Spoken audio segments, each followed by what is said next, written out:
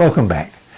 I've had some very interesting feedback from my blog of a week or two back in which I discussed the difficulty many practice owners and managers are finding in employing competent, confident young veterinarians with an enthusiasm to work in primary care in practice here in the UK. Some of you felt that I've been unduly critical of the veterinary schools. Others thought that, like I do, that perhaps the vet schools have a part of the problem, but only a part of a major problem. Clearly it is a problem. I'd very much welcome your thoughts and ideas. Just fill up the boxes underneath this screen and send them off to me. You can be quite sure that I will read them and get back to you as soon as I can.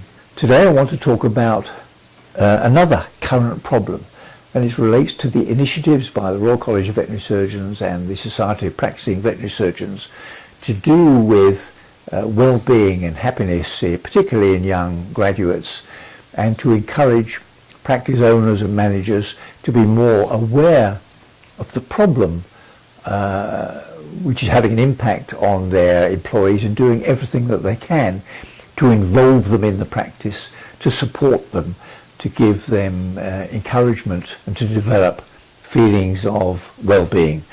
And who could argue with that? Certainly not me. On the other hand, it does raise questions about why is it happening? What are the circumstances which are different for this generation than in previous generation? Are the stresses of practice more than they used to be? Well, they're certainly different from what they used to be. I'm not sure whether the overall impact of stress is worse now than it was 10 or 20 or 50 years ago.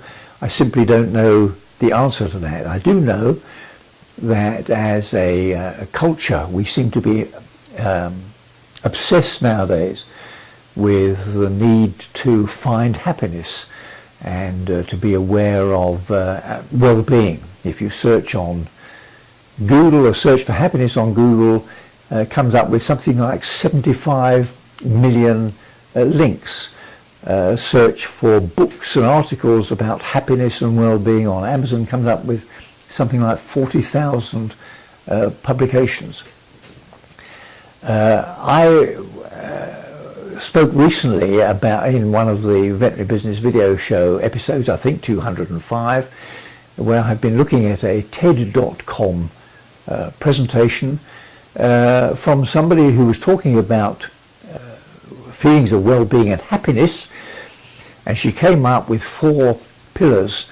The 2 which seemed to me to be most appropriate were feelings of belonging to family, belonging to an organisation, belonging to a place where you work, belonging to your country, feelings of belonging and feelings of purpose.